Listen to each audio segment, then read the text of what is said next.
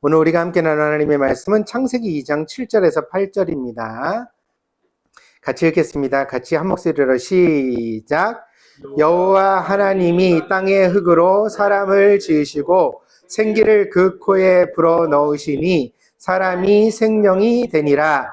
여호와 하나님이 동방의 에덴에 동산을 창설하시고 그 지으신 사람을 거기 두시니라. 아멘. 자, 여기 보시고 오늘 말씀의 제목은 사람을 이렇게 만드셨어요. 다 같이 따라해 봅시다. 사람을 이렇게 만드셨어요. 사람에게는 눈에 보이고 손으로 만질 수 있는 부분이 있고 눈에 안 보이고 손으로 만질 수 없는 부분이 있습니다. 얼굴은 손으로 만질 수 있지만 사람의 기분은 손으로 만질 수 없습니다. 그래서 표정은 눈에 보이지만 기쁨이나 슬픔은 우리 눈에 보이지 않습니다. 다른 사람을 대할 때에는 이것을 잘 살펴 생각해야 합니다. 보이고 만지는 것으로만 전부라고 생각하면 그 사람을 오해하기 쉽기 때문입니다.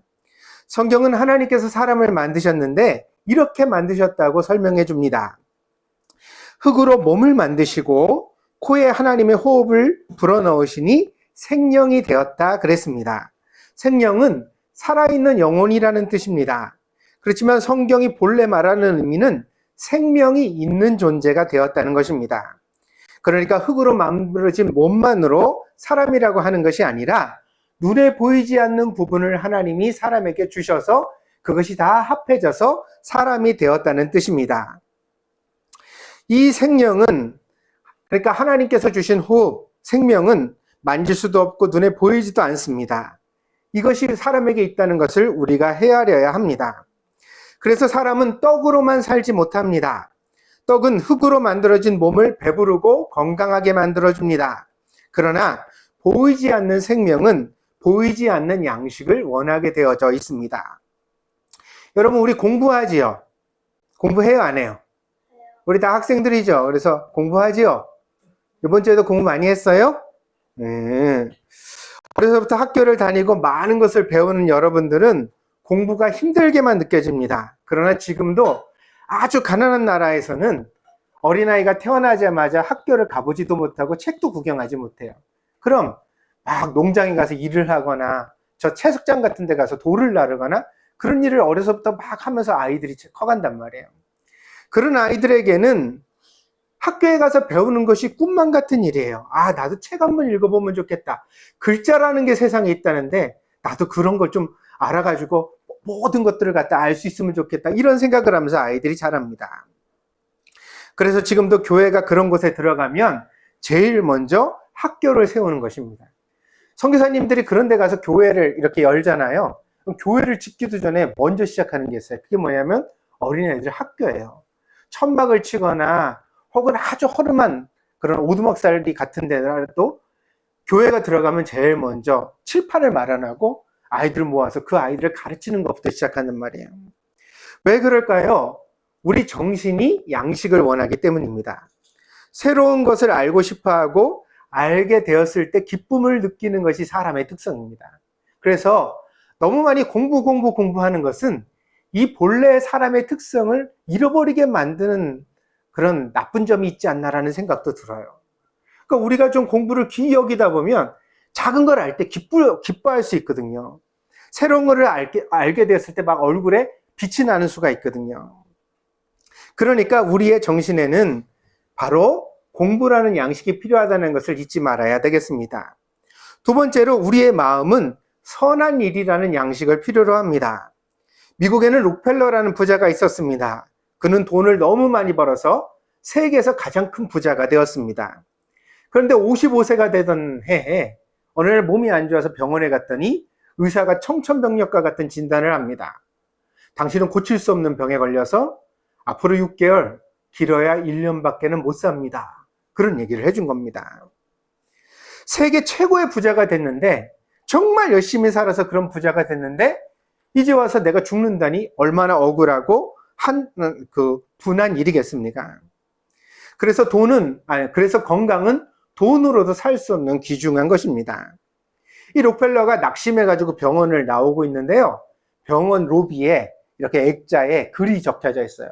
미국에서는 성경 말씀을 많이 적어 놓으니까 거기도 사도행전 20장 35절에 있는 예수님 말씀을 거기다가 짧게 적어 놨어요. 뭐라고 적혀져 있었냐면, 우리 따라 봅시다. 주는 사람이, 재진이 크게, 주는 사람이 받는 사람보다 복이 있도다.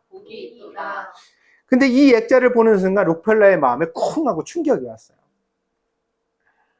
아, 나는 55년 동안 돈을 벌기만 했는데 한 번도 주는 일을 내가 생각해 본 적이 없구나. 남한테 거저주는 것은 손해보는 일이라고 생각하고 내가 악착까지 살아왔는데 저기 예수님 말씀에 주는 자가 복되다고 하시네. 아, 내가 인생을 헛산 것이 아닐까, 그런 생각을 록펠러가 했다고 그래요. 근데 그때 한 장면이 보였어요. 병원 로비의 한 구석에 이렇게 입원 수속을 하는 데가 있는데 어떤 아버지가 아주 연약해진 딸을 옆에 데리고 와가지고 막 사정사정을 하고 있는 거예요. 딸이 아파서 병원에 데리고 와 치료를 하려고 그러는데 입원비가 없어서 병원에서 못 받아준다는 거예요. 그러니까 아버지가 제발 내 딸을 좀 살려주세요. 제발 내 딸을 좀 고쳐주세요. 그러면서 애원하고 있는 장면이 그때 록펠러의 눈에 보였어요. 그러자 록펠러가 자기 비서를 보내서 말했습니다. 저 아이의 치료비를 다 대주고 치료받을 수 있도록 조치를 하게. 그래서 비서가 가서 그 아버지를 대신해서 돈을 내주고 그 아이가 입원할 수 있도록 해주었다고 합니다. 그로부터 얼마 뒤에 그 아이가 치료를 잘 받아서 건강해졌다는 소식이 왔습니다. 부모와 아이가 함께 록펠러에게 감사드리고 싶다 그래서 같이 만나는 자리가 마련됐어요. 그런데 록펠러가 그 아이를 딱 만나니까 너무 기쁜 거예요. 자기가 돈을 벌었을 때보다도 더 기쁜 거예요. 그 순간 이 록펠러가 살아야 될 새로운 삶의 목표를 가지게 되었다고 합니다. 그때부터 록펠러는 자선에 힘쓰는 사업가가 되었습니다.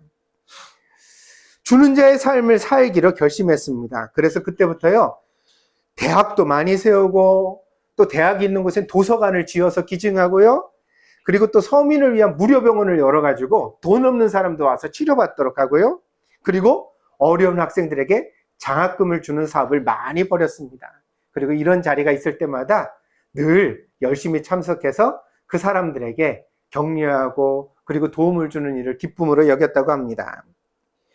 이렇게 선한 일을 많이 하였더니 기적이 일어났습니다. 55세에 의사가 진단하기를 6개월 내지 1년밖에 못 산다 그랬잖아요.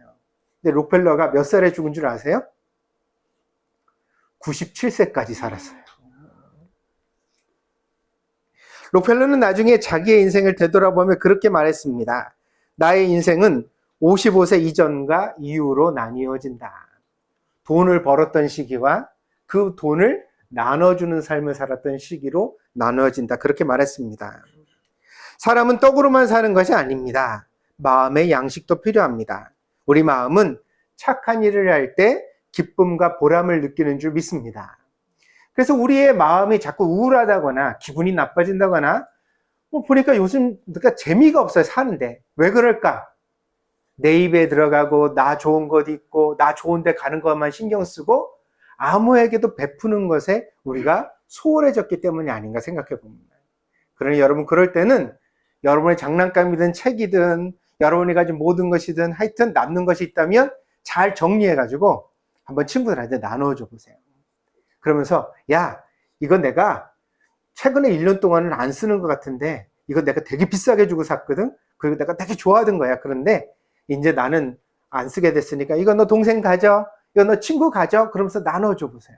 그러면서 도움을 필요로 하는 사람을 도와줘 보세요. 그러면 여러분의 마음도 양식을 얻게 될 줄 믿습니다. 세 번째로, 우리의 영혼은 예배라는 양식을 통해 살아갑니다. 예배는 하나님이 주신 생명의 본래 목적입니다. 하나님의 자녀들은 하나님을 예배할 때 힘과 지혜를 얻습니다. 하나님의 말씀을 들으면 마음에 감동이 일어나고 변화가 생깁니다.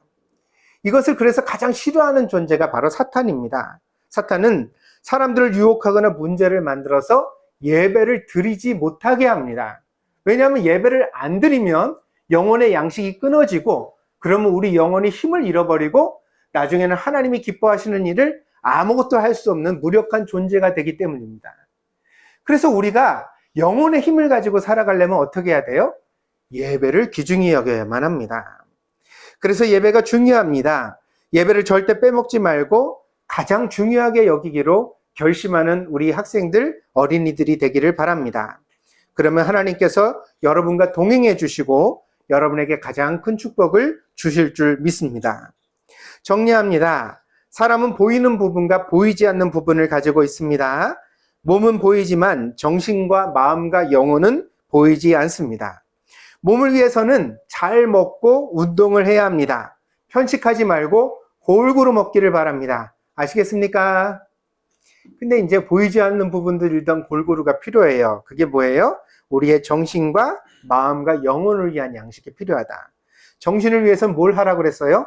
공부를 하라고. 목사님 지겨워요. 공부 얘기 좀 하지 마세요. 아니요. 공부는 귀한 거예요. 어떤 아이들은 하고 싶어도 못해요. 그러니까 여러분 공부를 즐겁게 기쁘게 할 수 있도록 잘 마음을 써보시길 바래요. 절대 나쁜 게 아니에요. 두 번째로 마음을 위해서는 착한 일을 하세요. 보람과 기쁨은 착한 일에서 찾아집니다. 나눌 때, 도울 때, 함께 할 때 우리 마음이 기뻐집니다. 세 번째, 영혼을 위해서는 예배를 귀하게 여기세요. 하나님을 예배하는 일은 무엇과도 바꿀 수 없는 귀한 일인 줄 믿습니다. 그 예배를 가장 귀히 여기는 여러분들이 되어지기를 바랍니다. 기도하겠습니다. 하나님 감사합니다. 오늘도 귀한 예배를 드리고 하나님 앞에 저희들이 마음의 결심을 가졌습니다. 사람을 이렇게 만드신 하나님, 보이는 부분과 보이지 않는 부분이 있는 것처럼 이제 우리 눈에 보이지 않는 부분들도 골고루 잘 갖추고 건강하게 하기 위하여 우리가 더 힘쓰고 노력하는 우리 학생들이 되게 하여 주시옵소서. 하나님, 이 일을 위하여서 우리가 오늘 예배에 나와 있는 줄 믿습니다. 예배를 드릴 때마다 하나님의 말씀을 듣고 배웁니다. 그 말씀을 배우는 일이 우리의 정신에도 마음에도 또 영혼에도 큰 유익이 되는 줄 믿습니다. 그러므로 우리가 하나님 앞에 예배 드리는 것을 귀히 여기는 우리 동병드림교회 어린이들, 학생들이 되게 하여 주시옵소서. 하나님께 복을 얻게 하시고 항상 지혜와 총명이 있어서 어디를 가나 귀하게 여김을 받는 복된 사람들이 되게 하여 주시옵소서.